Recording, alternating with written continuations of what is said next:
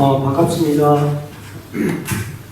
이 시간에 찬양될 때 우리가 좀 힘들고 고통스러운 일이 참 많은 것 같아요. 하나하나 돌아보면 참 앞이 안 보이는 내용이 있는 것 같고, 그러나 저는 확신합니다. 이렇게 힘들지라도 고난 뒤에 하나님이 주시는 축복, 아니면 하나님에 대한 내가 믿는 계획, 이 시간에 우리가 기도하는 것보다도 훨씬 많이 주시는 하나님, 고통을 이겨낼 수 있는 힘을 주시는 하나님을 찬양드리겠습니다.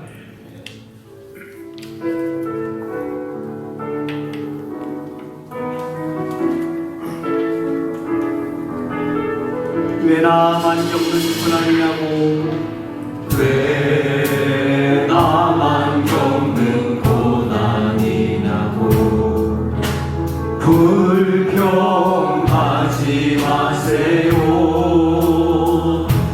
고난의 뒤편에 있는 주님이 주실 축복 미리 보면서 감사하세요. 너무 견디기 힘들지는 이 순간에도 주님이 일하고 계시잖아요. 남들은 지쳐 앉아있을지라도 당신만은 일어서세요. 힘을 내세요. 힘을 내세요. 힘을 내세요. 주님이 손잡고 계시잖아요. 주님이 나와 함께함을 믿는다면 어떤 역경도 이길 수 있잖아요. 왜 이런 슬픔 찾아왔는지 원망하지 마세요. 당신이 잃은 것보다 주님께 받은 은혜 더욱 마음에 감사하세요. 너무 견디기 힘든 지금 이 순간에도 주님이 일하고 계시잖아요. 남들은 지쳐 앉아있을지라도 당신만은 일어서세요. 힘을 내세요. 힘을 내세요. 힘을 내세요. 주님이 손잡고 계시잖아요. 주님이 나와 함께함을 믿는다면 어떤 고난도 견딜 수 있잖아요.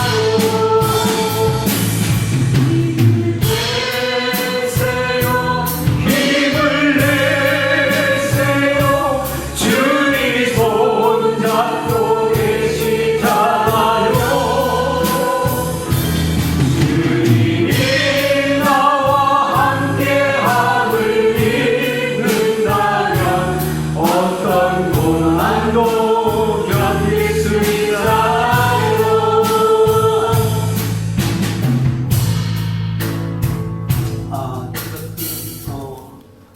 한 2년 전인 것 같아요.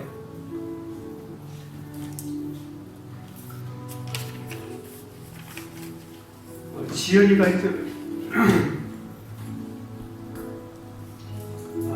이제 뉴질랜드에서 한국으로 수술 받으러 이제 들어오다가 공항에서 쓰러졌어요. 피가 안 도르니까. 그때 정말 너무 간절했어요. 우리 아내도 그렇고 아들도 그렇고. 그런데 지금 그 아이가 잘 회복이 돼서 헬스 트레이너를 준비하고 들어오려고 하고 있는데, 그때 그 고난이 저에게 가장 컸던 것 같아요. 이 시간에 내가 기도하는 것보다 훨씬 더 많이 주시는 하나님을 찬양드리겠습니다. 나의 기도하는 것보다 찬양드릴게요.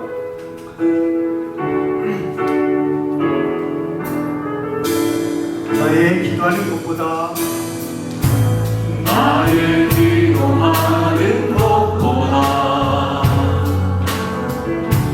더욱 응답하실 하나님, 나의 생각하는 것보다 더욱 이루시는 하나님, 우리 가운데 역사하실 능력대로 우리들의 간구함을 넘치도록 능히 하실 주님께 모든 영광과 존귀 찬양과 경배를 올릴지어다. 모든 영광과 존귀 찬양과 경배를 올릴지어다.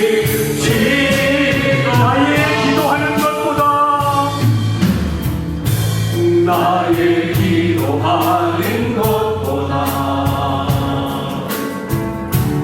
더욱 응답하실 하나님, 나의 생각하는 것보다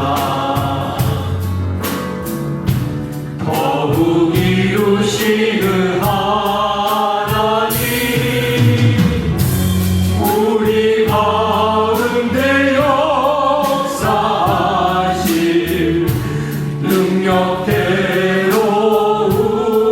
우리들의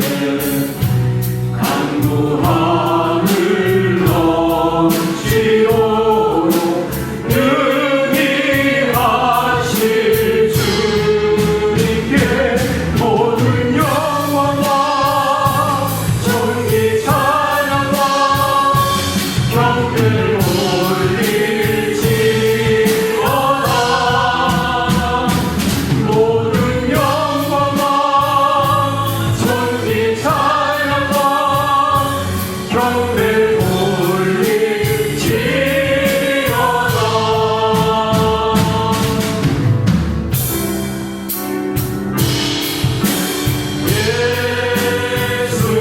예수는 그리스도,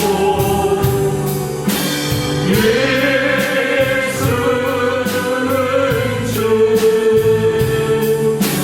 하나님의 영으로 경배드리니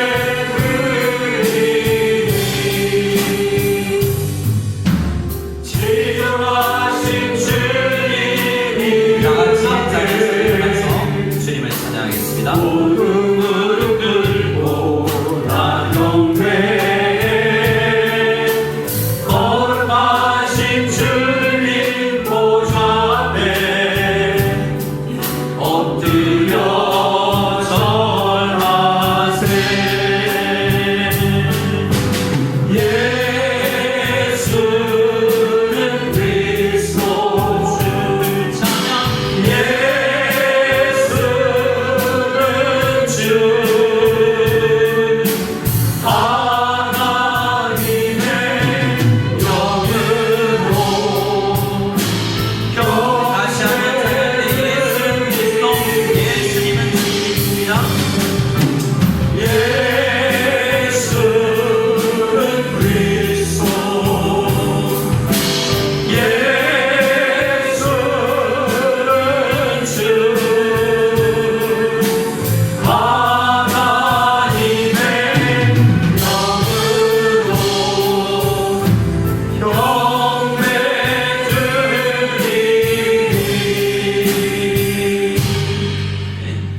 이 시간 우리 함께 마음을 정돈하며 우리의 온 영과 우리의 마음을 주님 앞에 집중하여 우리의 신앙을 고백하며 나아가기를 원합니다.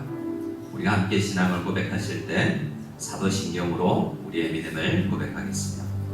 전능하사 천지를 만드신 하나님 아버지를 내가 믿사오며 그 외아들 우리 주 예수 그리스도를 믿사오니 이는 성령으로 잉태하사 동정녀 마리아에 행하시고 본디오 빌라도에게 권한을 받으사 십자가에 못 박혀 죽으시고 장사한 지 사흘 만에 죽은 자 가운데서 다시 살아나시며 하늘에 오르사 전능하신 하나님 우편에 앉으시다가 저리로서 산자와 죽은 자를 심판하러 오시리라. 성령을 믿사오며 거룩한 공예와 성도가 서로 교통하는 것과 죄를 사하여 주시는 것과 몸이 다시 사는 것과 영원히 사는 것을 믿사옵나이다. 아멘. 우리 함께 찬송 드리실 때 찬송가 20장 큰 영광 중에 계신 주님을 찬양합니다. 함께 20장으로 찬양 드리겠습니다.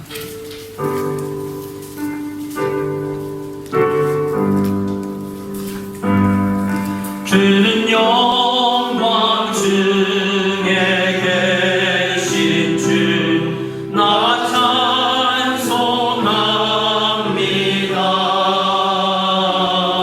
영원히 계신 주 이름 나 찬송합니다. 한없이 크신 능력을 나 찬송합니다. 참되고 믿는 그 언약 나 찬송합니다. 온 천지 창조하시던 그 말씀 이미서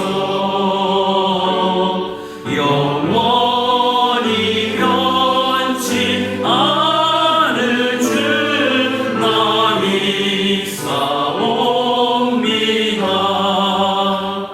그 온유하신 증서 날 불러주시고 그 꿈에 품어 주시니 나 찬송합니다.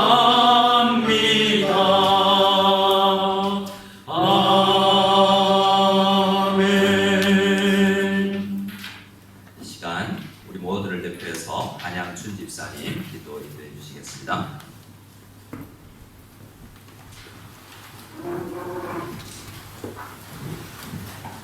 함께 기도드리겠습니다. 임마누엘 여호와 하나님, 코로나19에서도 우리를 안전한 길로 인도해 주심에 감사드립니다. 비록 지금은 우리의 공동체가 함께 모여 예배드리지 못하는 상황 가운데 있지만 이 온라인 예배를 통하여 각자의 자리에서 예배를 드릴 수 있게 허락하신 것도 주님이 주신 큰 은혜임을 이 시간 고백합니다. 그럼에도 너무 연약한 우리는 언제 이 상황이 종료될지 몰라 몹시 불안하기도 하며 또 매우 불편하기도 합니다. 장기간의 상황으로 인하여 우리 공동체 성도들의 사업장과 가정 중에 어려움들이 있는 줄 압니다. 우리의 어려움을 아시는 주님, 하루빨리 이 상황이 종료되어지기를 간절히 원합니다. 오직 주님을 의지하는 믿음 가운데서 우리의 연약한 모든 불안함과 지쳐가는 마음에 주님의 평강이 각 가정과 성도들의 가운데 큰 은혜로 넘치길 원합니다. 우리 무성연합 공동체의 어려움을 아시는 하나님 아버지, 공동체의 모임 초소 협상 문제와 각 선생님들의 비자 문제, 우리 공동체 모임의 회복 등의 해결하고 실천해야 할 당면한 문제들이 산과 같이 많이 있습니다. 우리 공동체의 많은 문제가 주님의 섭리 가운데 좋은 길로 인도하시리라 믿는 가운데 모든 성도가 기도에 힘쓰게 하옵소서. 추진하고 이끌어가는 공동체 대표자들과 구역 리더들에게도 좋은 지혜를 주시옵소서.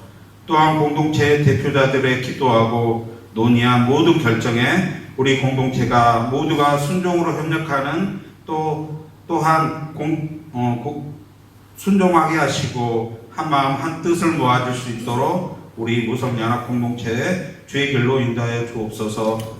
여러 지체들의 건강 회복의 문제와 자녀 대학 입시 문제, 체력 비자의 문제, 회사의 어려운 문제로 기도하는 각 성도들의 가정의 어려움에도 동일한 은혜를 부어주시라 믿습니다. 이 시간 김 선생님을 통하여 출애굽 말씀을 듣고자 합니다. 말씀 전하시는 선생님 늘 성령 충만케 하옵시고 피곤하고 낙심치 않게 하옵소서. 이 시간 우리의 드려지는 예배가 마음을 다하고 뜻을 다하는 하나님이 보시기에 합당한 예배로 드려지기를 간절히 원하며 살아계신 예수님의 이름으로 기도합니다. 아멘.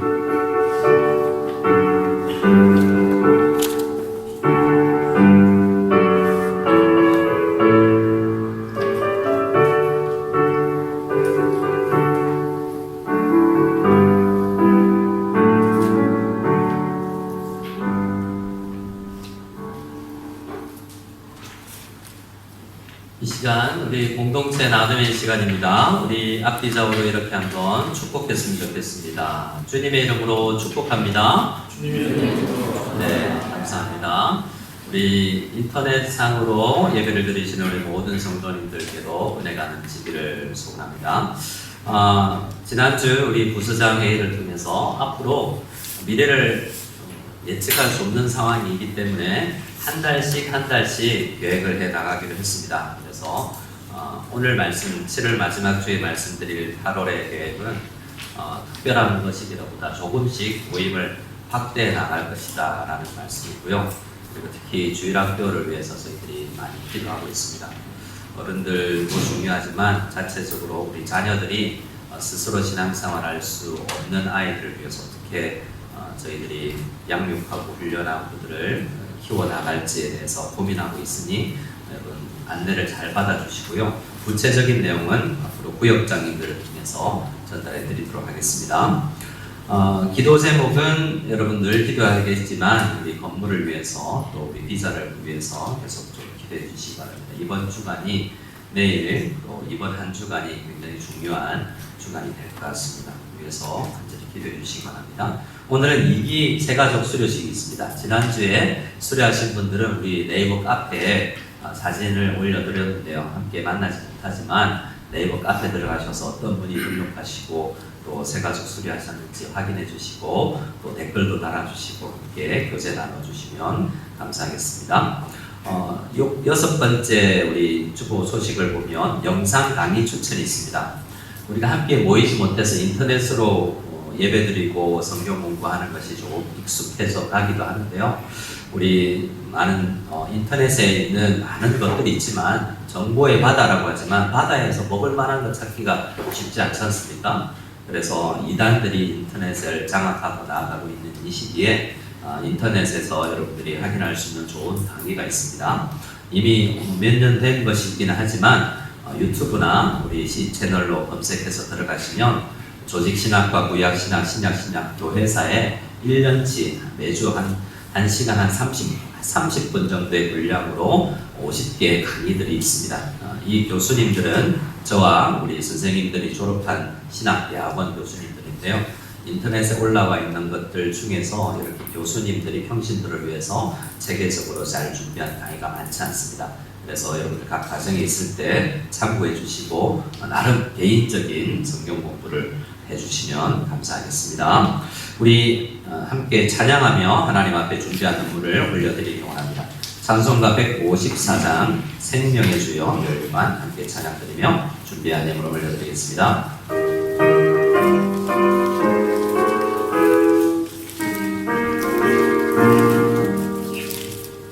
생명의 주여 멸관 받으시옵소서. 날 위해 쓰신 가시관 나 기억합니다.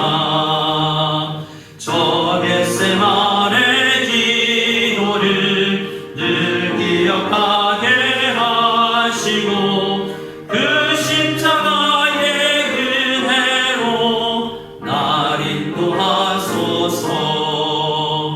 누셨던 무덤 내게도 보이시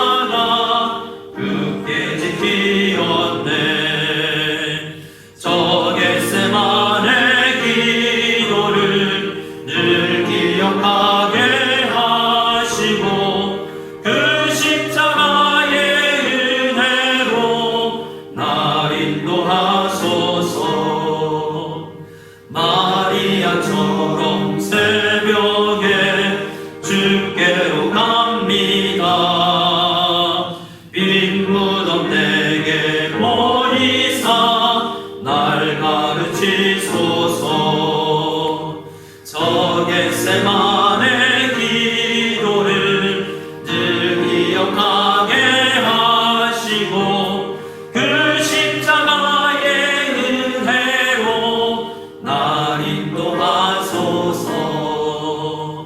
고난의 자를 날 위해 당하셨나이다. 나 항상 나의 십자가 감당케 하소서. 저 겟세마네 기도를 늘 기억하게 하시고 그 십자가의 은혜로 날 인도하소서.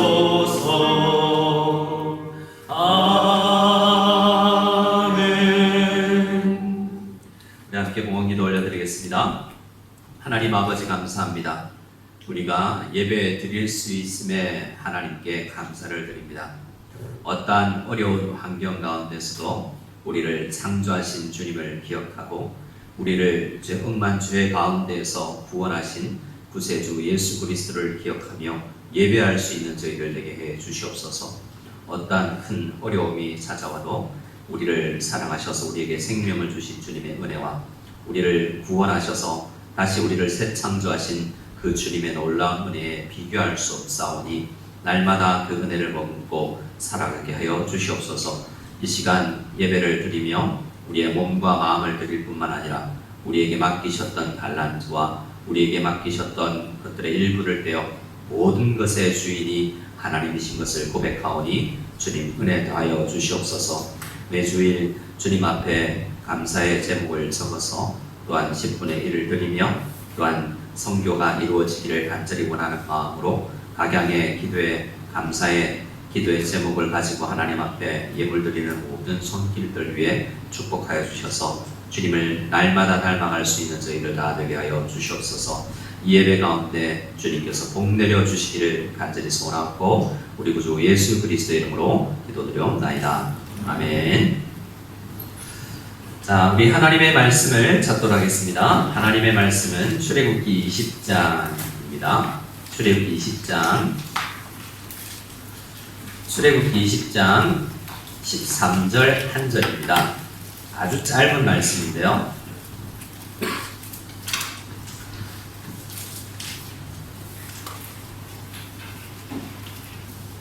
자, 출애굽기 20장 찾으셨으면 주보에 우리 참고 구절 높여 놓으시고요. 함께 말씀을 나누도록 하겠습니다. 출애굽기 20장 13절 우리 한 절을 같이 한번 읽도록 하겠습니다. 같이 읽겠습니다. 살인하지 말라. 살인하지 말라. 어떤 분이 성경 봉독 시간에 우리 평신도님들이 순서를 맡아서 하시는 분이 있죠. 이 구절 한 구절 읽고 내려가는 아주 짧은 구절할 때 본인이 당황하셨다고 너무 짧아서 그리고 또한 감사한 게 지난 5계명에 비해서 그래도 나는 이건 지키지 이런 마음으로 안도하고 내려갔다는 이야기가 있습니다. 지난주에 5계명이 무엇이었죠? 네, 5계명이 내 부모를 공경하라. 물론 뒤에 약속이 있지만 내 부모를 공경하라 라는 말씀을 들으면 많은 사람들이 찔릴 거예요.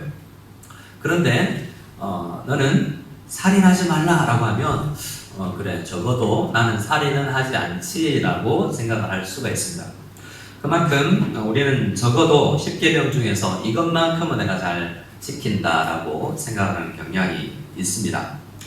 물론 우리 성경의 전체적인 의미를 이미 알고 계신 분들은 그렇지 않을 수 있겠지만 성경을 처음 접하는 분들을 생각해 보면 살인하지 말라, 평생에 살인이라는 것을 뉴스 외에는 접해볼 수 없는 사람들이 너무나 많죠. 그래서 이 본문은 적어도 잘 지킬 수 있는 것이다 라고 생각하는 경우가 많습니다. 그런데 이 6계명부터는 어떤 설명이 없이 주어지고 있지 않습니까? 5계명까지는 안식일을 지키라. 왜냐하면 이라고 이유도 있고 목적도 있습니다.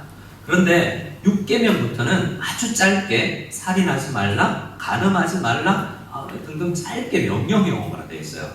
그래서 오히려 이 말씀을 왜 살인하지 말라고 하셨는지 어떻게 생각하면 당연하지 않나? 라고 생각하지만 구체적으로 뭘 하지 말라는 것인지 왜 하지 말라는 것인지에 대한 그 내용이 이 짧은 구절 안에는 잘 들어있지 않기 때문에 성경 나머지의 부분들을 잘 참고해서 보아야만 그 원래의 의미를 깨달을 수 있는 거예요.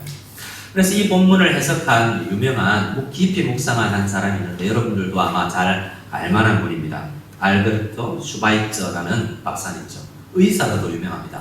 슈바이처 박사는 우리나라 사람이라도 그분은 대부분 알죠. 독일계의 프랑스 사람이지만 그 사람은 아프리카로 가서 의료봉사로 생을 마감하고 노벨 평화상을 받은 유명한 사람으로 알고 있습니다. 이분이 노벨 평화상을 받은 의사로 많이 알고 있지만 사실은 이분은 목회자 가문에서 또 자신이 목사가 되기 위해서 신학을 먼저 공부했던 분이에요. 신학 박사세요. 그래서 이분이 쓴 책 중에는 신학서적도 유명한 것이 많습니다. 또 그분이 알려져 있기는 음악계에서는 오르간 연주자로 유명해요. 그래서 오르간 연주자뿐만 아니라 아내와 함께 오르간 제작과 오르간에 관련된 책을 쓸 정도로 굉장히 음악계에도 유명한 분입니다. 근데 이분이 의사가 된 건 나중의 일이에요. 30대가 넘어서 아프리카 선교사님이 전에 선교 보고에 아프리카에는 의사가 없어서 생명이 죽어간다라는 이야기를 듣고 이분은 예수님을 믿으면서 생명이 얼마나 소중한지를 잘 알고 있었기 때문에 그 아프리카에 죽어가는 생명들을 위해서 30대 의대를 다시 가서 거의 40줄의 의학 박사가 되어서 아프리카 선교를 떠난 분이에요. 그때 결혼해서. 근데 이분은 생명을 아주 소중하게 생각했는데요. 밤중에 문을 열어놓고 한여름에 더운 아프리카에서 문을 열어놓고 일을 하면 이 벌레, 모기와 파리가 들어와서 어떻게 될 수 있을까요? 이 전등에 날아들지 않겠습니까? 불나방처럼? 그럼 어떻게 되죠? 벌레가 와서 이 전등 가까이에서 타 죽을까봐 이 곤충들이 들어오지 않기 위해서 바람이 들어오지 않도록 문을 꽁꽁 걸어 잠그고 혼자 땀을 열심히 흘리면서 이렇게 힘들게 일을 했던 거예요. 왜요? 곤충을 죽이지 않기 위해. 여러분 혹시 가정에 그런 거 있나요? 요즘 여름에 스위치 눌러서 웽 하고 돌아가면 어딨지 녀석? 그래서 막 밤 새벽 2시에도 일어나서 잡으러 다니잖아요. 알베르토 슈바이처 박사와 우리가 너무나 다르지 않습니까? 이 녀석 어디 있어? 빨리 죽여야 되는데 라고 생각하지만 슈바이처 박사는 곤충 하나도 죽이지 않으려고 했던 생명 존경 사상에 아주 깊었던 분이에요. 왜 그랬을까?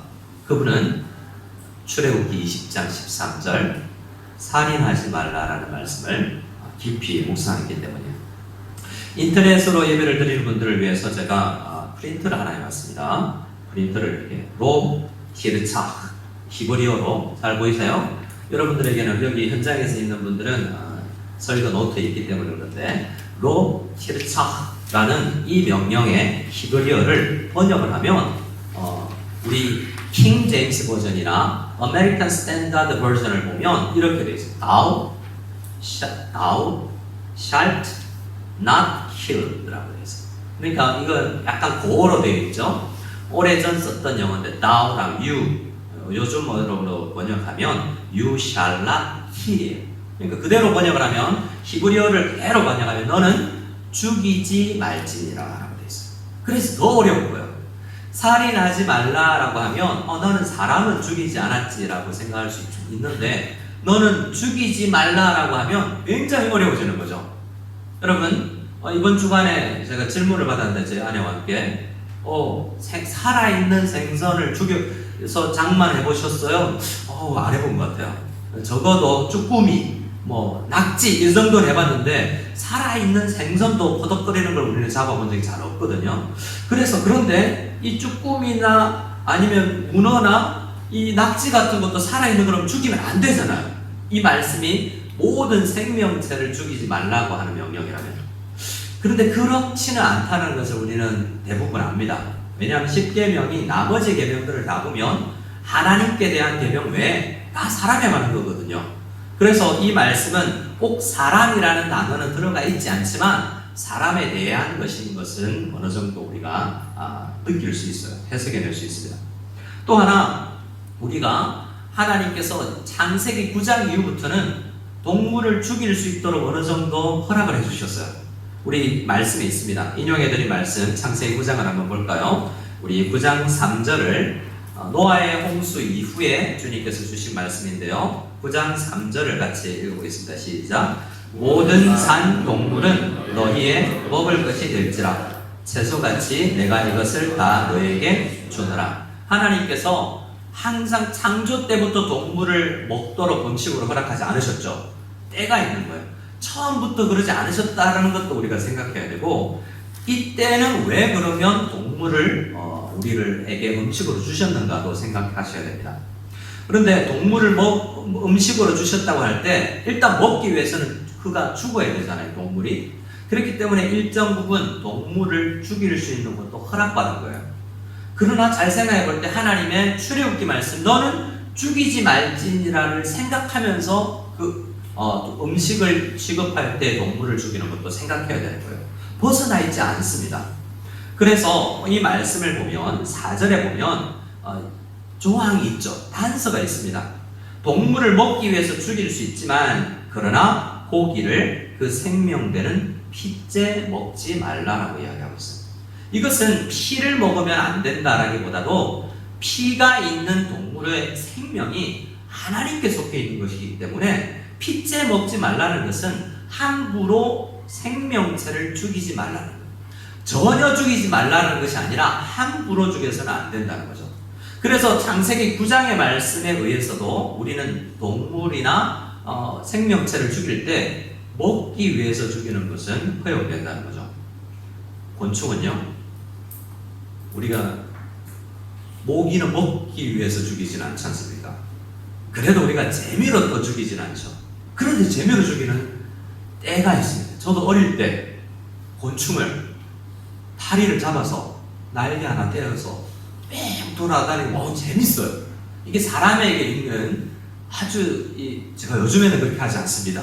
어릴 때 보면 메뚜기를 잡아서 뒷다리를 잡아서 이렇게 움직이는 모습이 재밌고, 그냥 연못에 있는 개구리를 향해서 돌을 던지기도 하고 생명체를 아주 재미로 죽이는 경우가 있죠. 하나님은 사실 그렇게 하지 말라고 이야기하고 있어요. 하나님은 동물들을 함부로 죽이지는 말라고 이야기하고 있습니다. 재미로 학살하거나 죽이지 말라고 이야기하고 있습니다. 왜냐하면 하나님은 모든 피조세계에 굉장한 관심이 있어요. 사람에게 가장 애착을 보이시지만 시편 104편 같은 말씀들을 보면 하나님께서는 저 들노루를 위해서도 늑대를 위해서도 하나님은 모든 먹을 것을 준비하면서 그 생명체가 보존되기를 하나님은 원하시고 계시고 생명체가 유지되기를 원하고 있어요. 그런데도 하나님은 그 다른 동물을 죽여서 뭘 하기를 원하시는 것이냐면 특별히 사람을 살리기를 원합니다. 그 동물을 죽여서 사람이 사는 거죠. 사실은 우리의 생명은 다른 생명체의 죽음 위에 기반하고 있는 거예요. 모든 채소든지 동물이든지 우리는 고기든지 섭취하기 위해서는 그가 죽어야 되는 거죠. 하나님께서는 어떤 의미에서 누군가 죽어야 우리가 산다라는 것을 가르치기 위해서 이것을 창세기 9장 이후에 특별히 허락해 주셨을 수도 있어요. 우리는 꼭 동물 먹지 않아도 살 수 있거든요. 동물성 단백질을 섭취해야 한다고 균형 잡힌 식단을 가져야 한다고 하지만 하나님께서 원래 아담을 만드셨을 때 아담은 적어도 동물 한번 먹지 않고 살았잖아요. 출애굽기 우리 노아의 때까지 수백 년을 산 사람들도 동물성 섭취하지 않고 산 사람들이에요. 그렇기 때문에 동물을 먹어도 된다, 즉 죽여서 먹어도 된다라는 말씀 가운데는 또 다른 영적 의미가 있음을 우리가 생각해 볼 필요가 있는데, 우리는 그 영적 생명을 의미를 깊이 생각하지 아니하고 그러한 것들을 대하면 안 된다는 거죠. 그래서 오늘 여러분이 혹시 점심시간에 식사하실 때 돼지고기 삼겹살 드실 때 기도해야 돼요. 하나님, 나를 살리기 위해서 이 생명체가 죽었군요 라는 생각에 하나님, 나를 살리기 위해서 이러한 좋은 것을 누군가를 죽여서 나를 살리시는 하나님의 은혜를 생각하고 감사해 낼 필요가 있습니다. 동물을 하나님께서 생각하라는 이야기를 조금 더 생각해 보면 우리 출애굽기 23장을 한번 볼까요? 출애굽기 23장 4절을 보면 같이 한번 읽어보겠습니다. 3절, 4절, 5절 같이 읽겠습니다. 시작. 내가 만일 내 원수의 길 잃은 소나 나귀를 보거든 반드시 그 사람에게로 돌릴지며 내가 만일 너를 미워하는 자의 나귀가 짐을 싣고 엎드러짐을 보거든 그것을 버려두지 말고 그것을 도와 그 짐을 돌릴지니라. 우리 다음 주에 조금 더 이야기하겠지만 사실은 우리에게 성도에게 사랑이 없음이 가장 큰 문제예요. 우리의 시각과 우리의 시선과 우리 마음에 어떤 에베소 교회처럼 뭔가 분석과 비판의 기능이 많이 이성적인 작용을 할 때가 있는데요. 사랑이 없는 것을 주님께서는 제일 싫어하시잖아요. 그래서 죽이지 말지니라라는 것은 그 사랑의 최소화예요. 어떤 사람을 죽이지 않는 것은 적어도 그를 사랑하는 최후의 보루죠. 그런 말씀을 담아서 주고 있는데요. 그 하나님의 사랑은 오히려 동물들에게도 넘치고 있습니다. 출애굽기 23장의 말씀을 보면 소가 있고 나귀가 나오죠. 5절 말씀에 보면 너를 미워하는 사람, 나는 미워하지 않는데 나를 미워하는 사람이 있어요. 괜히 나는 그를 위해서 기도하고 있는데 그는 나를 괜히 미워해요. 근데 그 사람의 집에 나귀가 있는데 그 나귀가 짐을 지고 가다가 쓰러져서 가만 놔두면 죽을 것 같아요. 그러면 쌤통이다 라고 잘됐다 라고 이야기할 것이 아니라 가서 짐을 부려주고 그 생명체를 나귀를 살리라고 이야기하고 있잖아요. 왜냐하면 하나님은 그 나귀나 소의 생명도 중요하게 생각하고 있어요. 하나님은 그만큼 생명에 굉장한 소중한 마음을 가지고 계시다는 것을 이 말씀을 통해서 우리에게 나타내 주시고 있는 것입니다. 그래서 10계명의 6계명은 모든 생명체를 죽이지 말라라는 의미에서 너는 죽이지 말지니라 라는 그 번역할 수도 있어요. 왜냐하면 더 큰 의미로 이 명령이 다가오기 때문에. 여러분, 너는 살인하지 말라보다 너는 절대로 죽여서는 안 돼, 생명체를 죽여서 안 돼가 더 큰 명령이잖아요. 그 명령 앞에서 우리가 자유할 수 없지 않습니까? 그러나 이 말씀이 특히 사람에 관련된 말씀이라고 생각했을 때 살인하지 말라라고 번역되어도 좋은 번역이라고 할 수 있습니다. 의미를 담아서 번역한 거예요. 직역한 것은 아닙니다. 자, 사람에 대해서는 더 특별한 주의를 하나님께서는 기울이시는데요. 앞서 우리 창세기 9장 말씀을 일부분 읽었는데요. 창세기 9장 6절 말씀을 다시 올라가서 한번 보시기 원합니다. 6절 말씀을 같이 읽겠습니다. 시작. 다른 사람의 피를 흘리면 그 사람의 피도 흘릴 것이니 이는 하나님이 자기 형상대로 사람을 지으셨음이니라. 자, 창세기 9장 6절에는 다른 생명체를 일부분 제한된 가운데서 음식을 위해서 죽일 수 있음을 허락했지만 그를 함부로 죽이지 말라고 이야기하면서 결국에 어떤 이야기를 최종적으로 하냐면 사람을 죽이지 말라라고 명령하고 있어요. 근데 그 이유가 오늘 출애굽기 20장 13절에는 죽이지 말라, 살인하지 말라는 했지만 그 의미, 이유가 창세기 9장에 이미 기록되어 있었기 때문에 이 말씀을 출애굽 당시에 받았던 사람들은 창세기 이야기를 먼저 알고 있었기 때문에 그 이유 또한 생각해낼 수 있었던 거예요. 왜 죽이면 안 되냐면 6절 말씀에 의하면 이는 죽이지 말아야 될 이유는 그 사람이 하나님의 형상이기 때문이다. 자, 무엇 때문이라고요?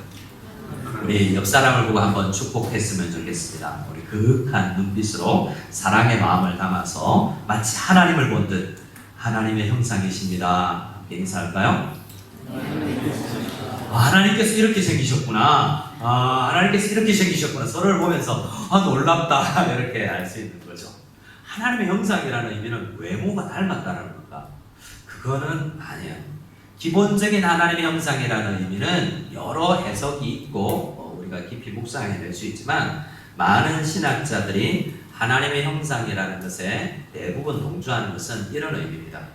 어떤 나라에 한 왕이 있는데 그 나라가 전체 영토를 다스려요. 그런데 너는 한 사람의 신하에게 너는 짱수 우시에 가서 그 지역을 다스려라 할 때 그 다스릴 수 있는 권한을 주실 때 자, 내 형상 가지고 가 라고 하는 거예요. 너는 내 형상이야 라고 이야기해 주는 겁니다. 그래서 하나님의 형상의 가장 기본적인 의미는 하나님께서 창조하신 모든 피조 세계를 다스리시는데 직접 다스리지 않고 모든 사람에게 형상을 주어서 그 일을 하게 하신다는 의미가 있는 거예요. 그래서 사람을 죽이지 말아야 될 이유를 이런 의미로 해석을 하자면 그 사람은 내 일하는 사람인데 네가 그를 죽이면 내가 하는 일을 막는 게 되는 거죠. 하나님이 하시는 일을 막게 되는 거예요. 그러면 하나님은 우리에게 무엇을 시키셨을까? 성경에 보면 여러 직업군이 나오는데요. 왕이 나오고 신하가 나오고 종도 있습니다. 그런데 하나님의 말씀 성경에는 종도 하나님의 일을 한다고 이야기하고 왕도 하나님의 일을 한다고 이야기해요. 그래서 그 일을 하는 사람의 사회적 신분은 월급은 근무, 노동 시간은 차이가 있을지라도 그들의 생명은 똑같은 가치를 지니는 거예요. 다윗 왕이 이 음란하게 마음을 가져서 한 사람을 죽도록 살인 교사를 하는데요. 우리아라는 사람이 죽게 됩니다. 근데 우리아는 계급이 나와 있지 않지만 군사 중에 그냥 다른 사람보다 계급이 아래예요. 그래서 말단 사병은 아닐지라도 굉장히 신분이 낮은 거죠. 그럼 다윗은요? 왕이지 않습니까? 근데 하나님께서는 나단 선지자를 보내서 그 우리아, 당시의 왕들을 생각해 보면 왕이 생명과 그 한 사람의 낮은 신하의 생명은 비교할 수 없는 가치가 있는 거예요. 사회적으로는. 그런데 하나님의 시각으로서는 그 한 사람 죽인 것이 너의 생명과 똑같은 가치고 왕의 생명과 똑같은 가치가 있기 때문에 하나님은 나단 선지자를 통해서 그에 대한 책임을 질 것을 이야기하고 계시다는 거예요. 왜 생명을 죽이면 안 된다고요? 그도 하나님의 일을 하는 하나님 형상이기 때문에. 교회에 하나님의 일이 얼마나 많습니까? 설교를 하고 마이크를 자주 잡는 목회자만 하나님의 일을 하나요? 모든 성도들이 교회 안에서 하나님의 일을 하지 않습니까? 동등하게 우리는 하나님의 생명을 부여받은 하나님의 형상들이에요. 그래서 우리는 동등한 가치가 있다는 것을 성경에서 이야기하고 있는 것입니다. 그 이야기는 성경에서 비단 창세기만 이야기하는 것이 아닙니다. 나누어드린 우리 말씀 야고보서 3장을 한번 볼까요? 야고보 사도도 우리에게 똑같은 이야기를 하고 있는 거예요. 자, 야고보서 3장 우리 8절에서 9절을 같이 읽어보겠습니다. 시작. 혀는 능히 길들일 사람이 없나니 죽이는 이것으로 우리가 주 아버지를 찬송하고 또 이것으로 하나님의 형상대로 지음을 받은 사람을 저주하니. 우리가 예배 시간에 와서 찬양하고 돌아가는 길에 욕할 수 있어요. 그 사람을 비난할 수 있고 시기하고 질투하는 말을 할 수 있어요. 1시간 전에 찬양하고 하나님께 영광을 돌렸던 입술이 투정하고 불평하고 시기하고 욕하는데 우리의 동일한 입술과 우리의 호흡이 사용될 수 있다는 말이죠.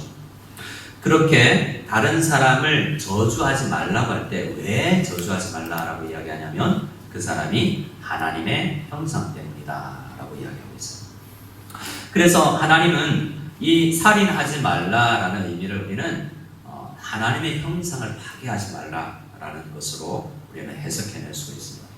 남에게도 그렇고 우리 자신에게도 그렇고 하나님의 형상이 파괴되어서 나가는 것이 이 6계명의 말씀을 지키지 않는 것이고 또 하나님의 형상을 우리가 회복해 나가는 것이 이 말씀을 잘 지키는 것이다라는 영적 의미를 생각해낼 필요가 있는 것입니다.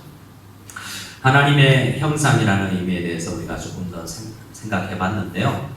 이 원어의 의미를 조금 더 생각해 보기를 원합니다. 저를 한번 히브리어로 한번 알아볼까요? 말씀 인용 제일 위에 한글로 적혀져 있지만 괄호 안에 있는 로 앞에 있는 왼쪽 부분부터 읽어 나가야 돼요. 로라는 것은 not이라는 히브리어거든요. 로암미 혹시 들어보셔서 내 백성 아니다라고 할 때 로암미 로가 뭐냐면 아니다라는 not이라는 뜻이에요. 그리고 뒤에 붙어 있는 건 명령인데요. 티르차흐 너는 2인칭 당신은 하지 말라라고 할 때 너는 죽이지 말라라는 명령이 되는데요. 이때 사용된 히브리어가 너는 죽이지라고 되면 티르차흐라고 되지만 원래 죽이다라는 동사는 이러한 동사입니다. 제가 한번 따라해 주실까요? 라차흐. 라차흐가 죽이다라는 뜻이에요. 그런데 성경은 여러분이 아는 것처럼 사랑이라는 단어가 많은 것처럼 사랑은 아가페, 필레오, 이 여러 단어가 사랑하다, 또 죄짓다, 특별히 단어가 많은 것은 여러 가지 영적 의미가 있기 때문에 그래요. 죄라는 단어가 굉장히 많습니다. 시편 51편에 보면 죄짓다라는 단어가 굉장히 많아요. 그런데 죽이다라는 단어도 여러 가지예요. 특히 많은 단어가 쓰이는 것이 하라그라는 단어가 있고 헤미트라는 단어가 있어요. 그 단어들이 주로 성경에서 죽이다라는 말을 쓸 때 사용하는 말이에요. 전쟁에 나가서 너는 죽이라고 할 때는 그런 말을 써요. 근데 이 말은 많이 쓰는 말이 아니에요. 라차흐라는 말은 너는 죽이지 말라라고 할 때 이 말은 아주 제한된 상황에서만 쓰이던 단어인데 특별히 어디에 많이 쓰이냐면 이 단어는 학자들이 찾아봤더니 구약 성경에 47번 나와요. 몇 번 나온다고요? 라차흐라는 죽이다라는 단어가 구약 성경에 47번밖에 안 나와요. 다른 단어들은 죽이다라는 단어는 수백 번이 나오지만 말이죠. 그런데 이 단어가 33번 나오는 한 장이 있는데 민수기 35장이에요. 몇 장이라고요? 민수기 35장이 인용되어 있습니다. 자, 민수기 35장 20절 말씀을 같이 한번 읽어보겠습니다. 같이 읽겠습니다. 만일 미워하는 까닭에 밀쳐 죽이거나 기회를 엿보아 무엇을 던져 죽이거나. 자, 여기서 미워하는 까닭에 밀쳐 죽이거나 할 때는 다른 때 전쟁터에서 아니면 사형을 시킬 때 법적인 테두리 안에서 사람을 죽일 때 쓰는 단어를 쓰지 않고 이 10계명 20장 13절 살인하지 말라고 쓸 때 단어를 쓰는 거예요. 이 문장이 민수기 35장에서만 35번이 써있다는 말은 다른 성경에는 10번밖에 안 써있다는 거예요. 그 중에 한 번은 우리 신명기와 출애굽기에 2번 써있으니 사실 굉장히 안 쓰는 단어예요. 그래서 이 단어는 용례가 많지 않기 때문에 뭘 하지 말라는 것인지 우리가 조금 더 가까이 알 수 있는 단어입니다.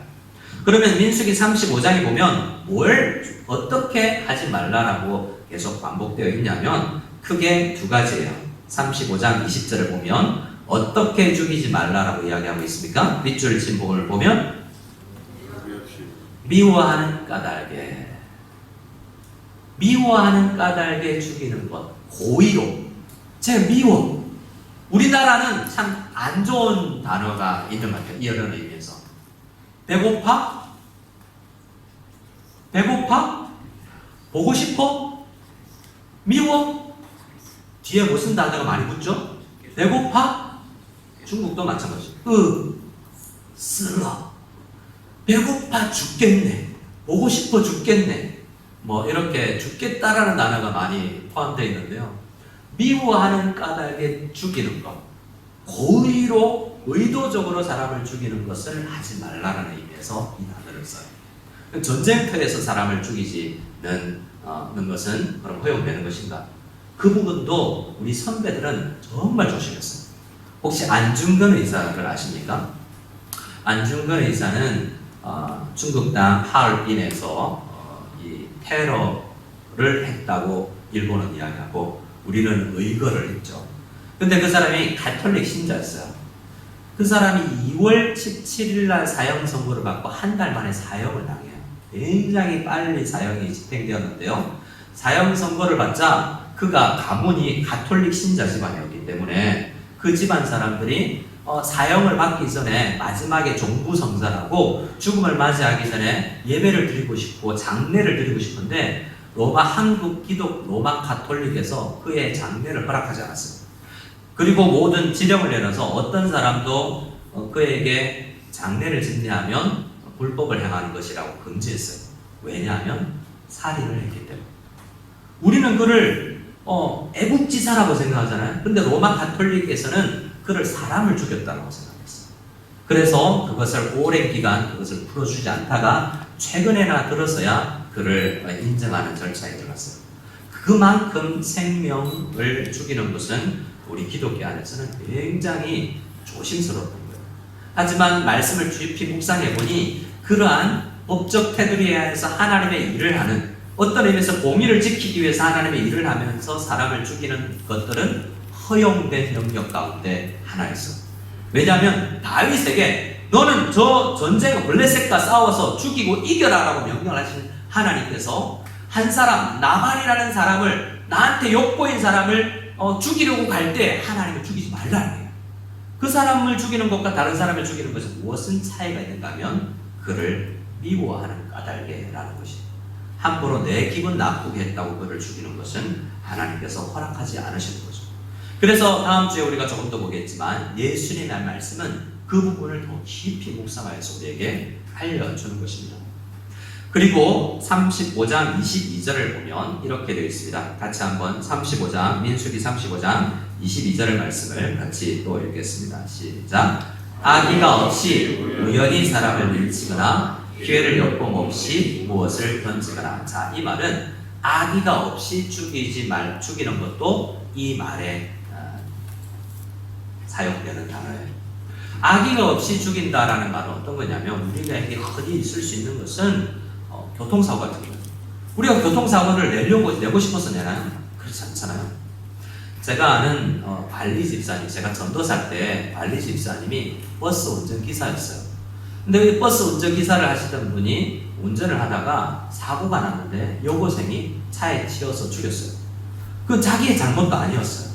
하지만 그것이 엄청나게 이분에게 마음에, 심리에 큰 부담이 되어서 버스 운전기사를 그만두고 나는 남은 평생 교회 관리집사로라도 나는 신학은 어렵고 나는 교회를 위해서 하나님 생명을 속전하는 마음으로 내가 살아야 되겠다 생각하고 교회 관리집사님으로 사역을 하셨던 분이 계세요. 그런 것입니다. 오늘 살인하지 말라라는 의미에서 뭐까지 포함하고 있냐면 부지 중에 알지 못하는 가운데 사람을 죽이는 것도 하지 말라는 거예요. 그럴 수가 있나요? 그런 말은 극히 조심하라는 거죠. 우리나라 같은 경우에 이렇게 해석할 수 있어. 너는 혹시 건설업에 종사하느냐? 그러면 삼풍백화점 같은 건물을 지어서는 안 된다.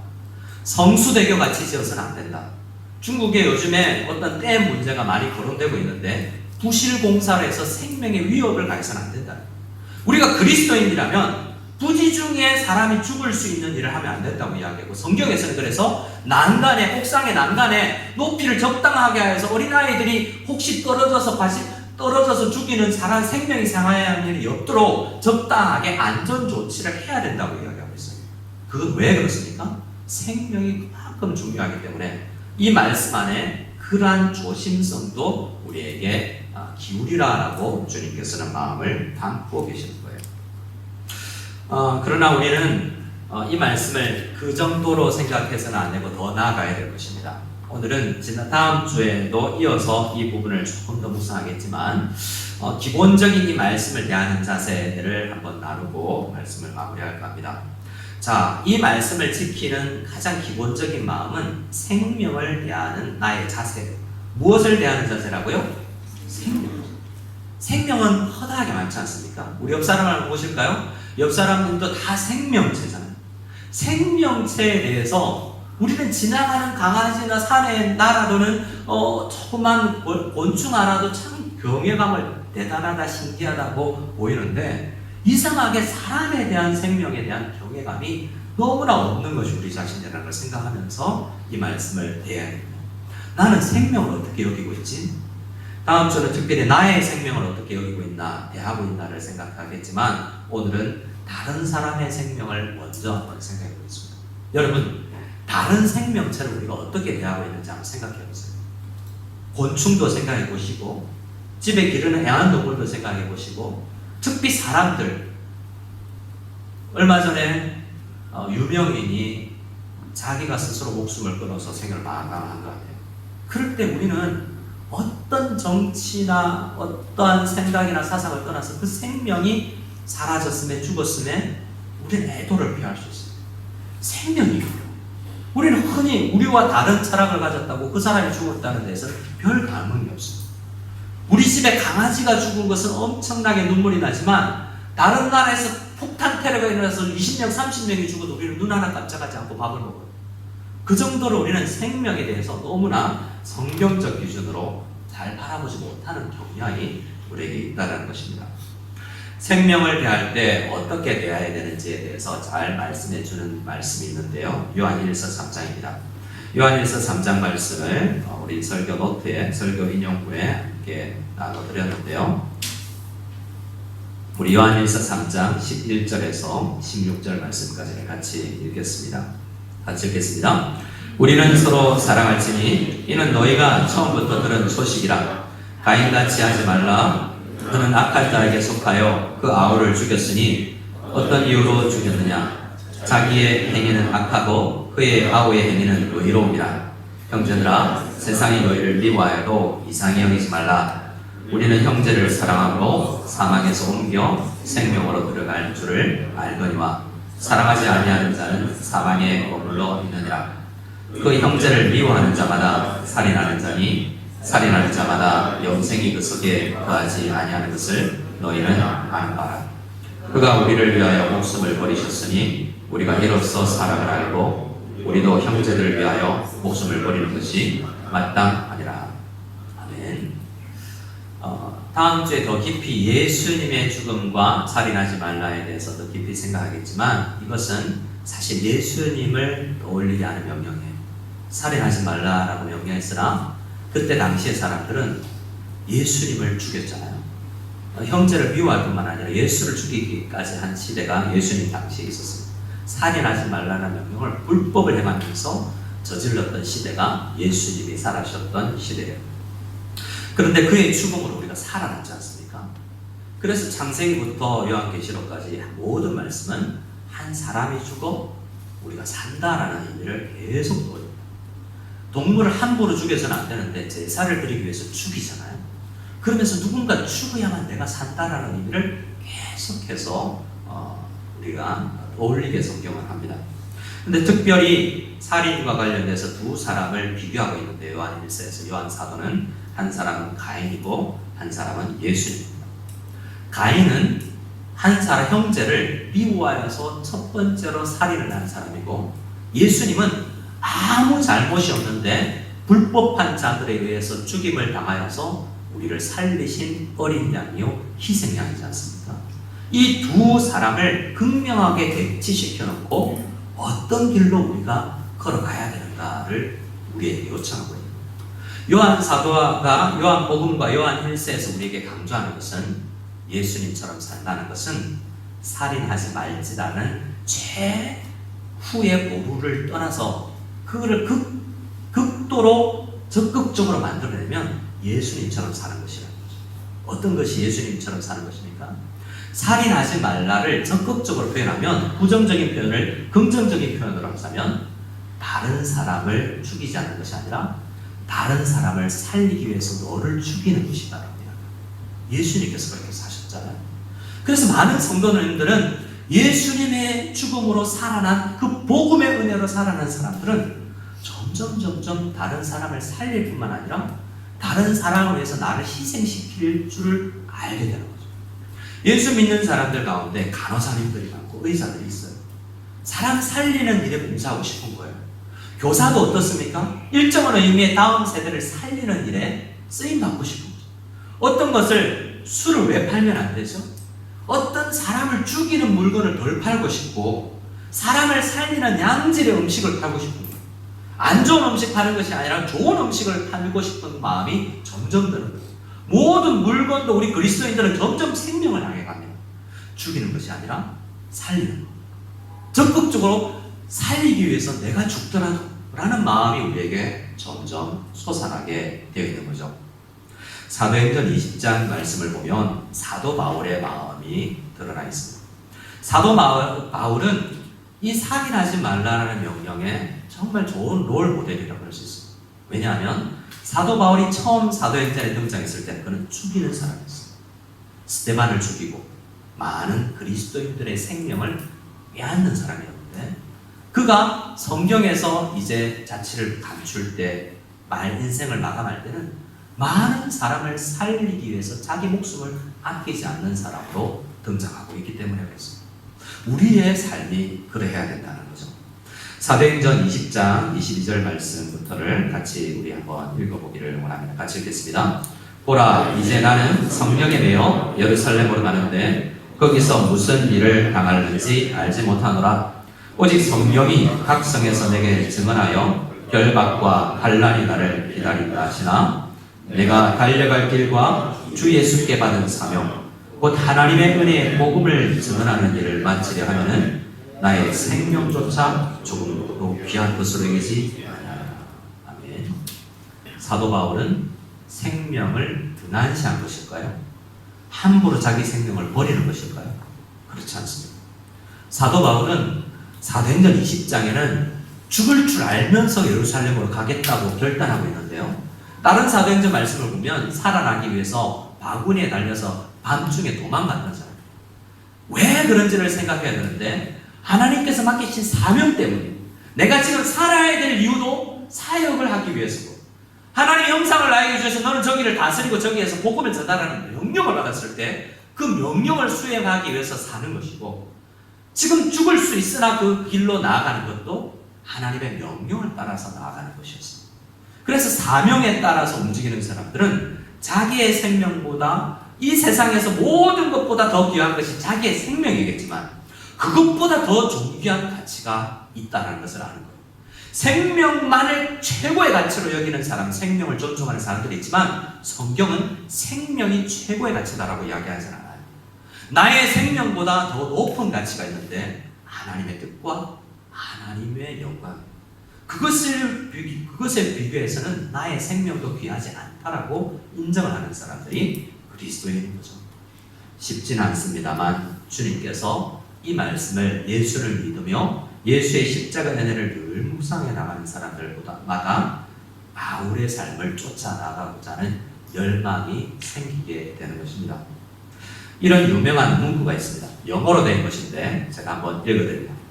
If I had 1,000 lives to give, 내가 만일 줄 수 있는 1,000개의 생명이 나에게 있다면, 하나의 생명밖에 없지만 1,000개의 생명을 나눠줄 수 있다면 Korea should have them all.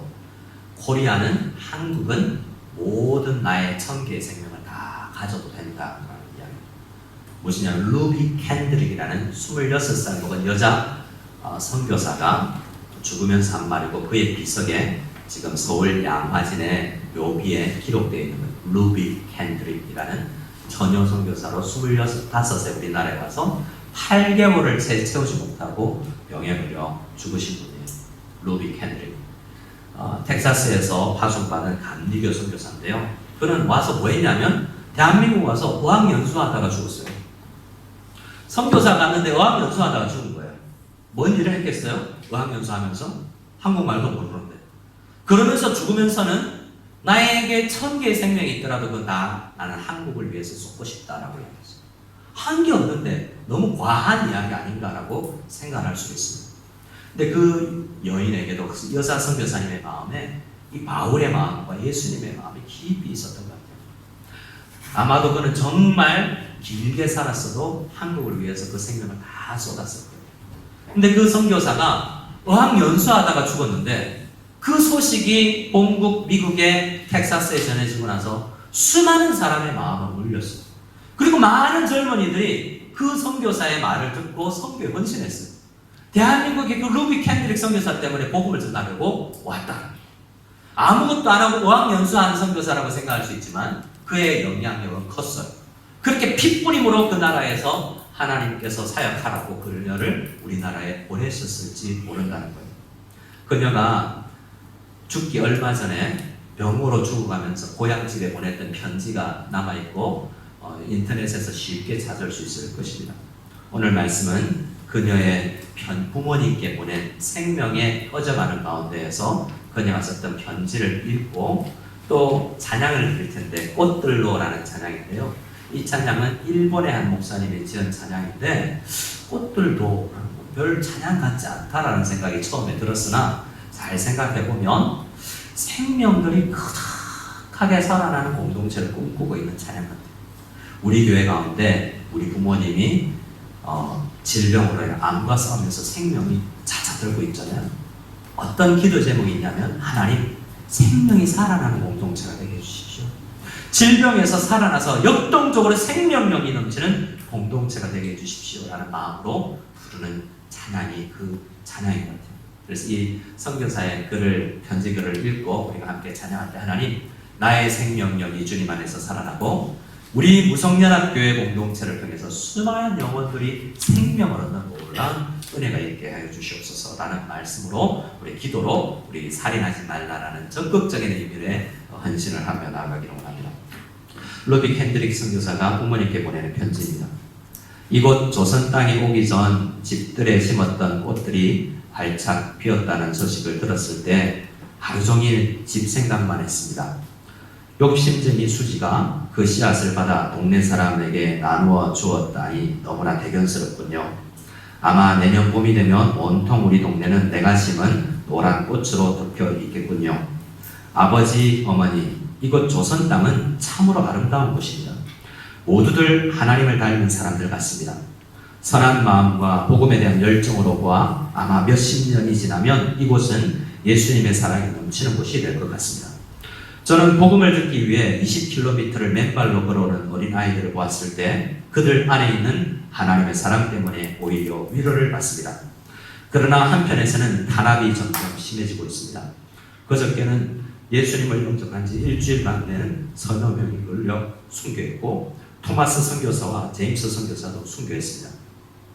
선교 본부에서는 철수하라는 지시가 있었지만 대부분의 선교사들은 그들이 전도한 조선인들과 아직도 숨어서 예배를 드리고 있습니다.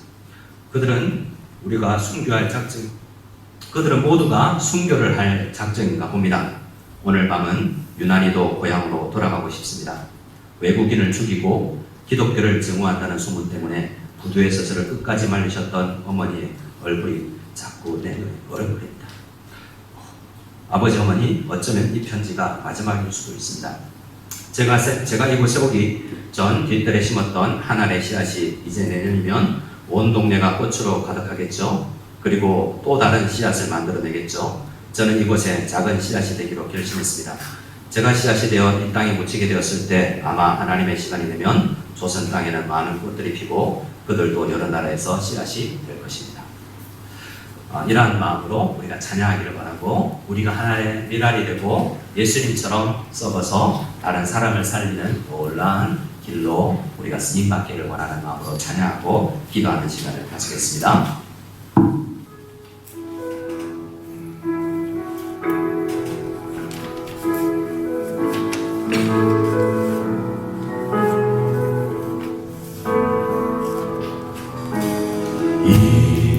이곳에 생명 솟아나 눈물 보자 지나갈 때에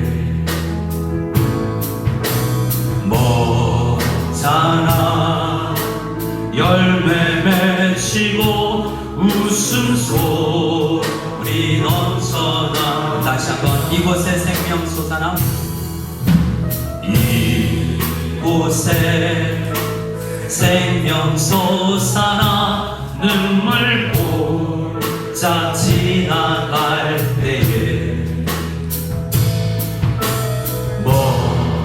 먹잖아 열매 맺히고 웃음소리 넘쳐나리라. 꽃들도 구름도 바람도 넓은 바다도 찬양하라 찬양하라 예수를 하늘을 울리며 노래해 나의 영혼아 은혜의 주 은혜의 주 은혜의 주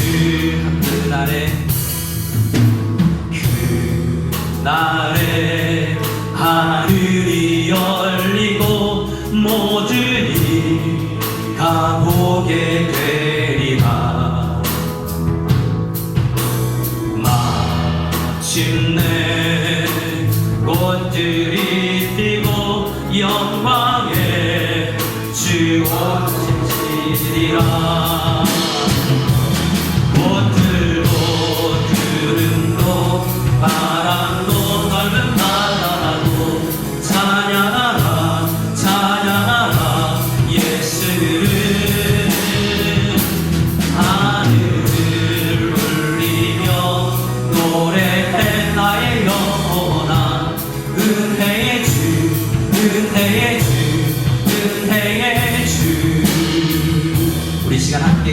나아가길 원할 때 하나님, 우리는 사명을 가지고 이 땅에 태어났습니다.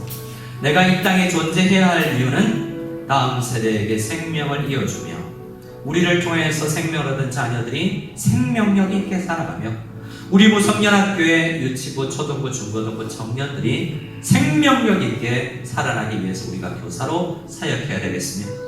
우리의 모든 작은 섬김과 보잘것없는 우리 섬김을 통해서도 하나님의 일을 감당하고 있다는 생각을 가지고 또 때로는 우리를 핍박하고 우리를 미워하는 사람의 나귀처럼 이 땅이, 이 시국의 이 나라가 우리를 쉽게 보아주지 않고 우리를 사랑하고 우리를 섬겨주지 않는 것 같으나 그들을 사랑하며 이 땅에 복음의 씨앗을 뿌리는 우리가 되게 해주시옵소서.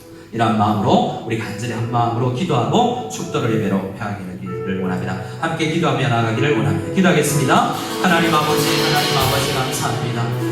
이 아침에 주님께서 우리를 불러주시고 생명이 이 땅에 번지기 위해서 우리가 하나님의 씨앗이 되어서 우리 자녀를 살리며 우리 성도들을 살리며 나의 헌신과 나의 기도와 나의 봉사와 나의 모든 아버지 하나님 기도를 통하여서 섬김을 통하여서 생명이 살아나는 놀라운 은혜가 있게 하여 주시옵소서. 우리 가정에서 생명이 살아나며 우리가 기도하고 있는 우리 하루들, 우리 성도님들의 가족들이 아버지 믿기를 통해서 생명력을 다시 아버지 얻을 수 있게 해주시며 복음의 생명력을 가지고 이 땅에 생명을 전할 수 있는 저희를 다 될 수 있기를 원하오니 예수님을 닮아가는 저희들 하나님께 도와주시옵소서. 이제는 우리 주 예수 그리스도의 한이없는 은혜와 하나님의 지극하신 사랑과 성령님의 교통하심이 말씀을 듣고 예수님처럼 사도 바울처럼 나의 생명이 조금 잦아들지라도 다른 생명이 살아나는 것에 기뻐하며 감사하며 생명을 살리는 일에 헌신하고자 기도하며 이 자리를 떠나가는 모든 무성연합교회 성도들 머리머리 위에 지금으로부터 영원까지 함께 계실지어다. 아멘.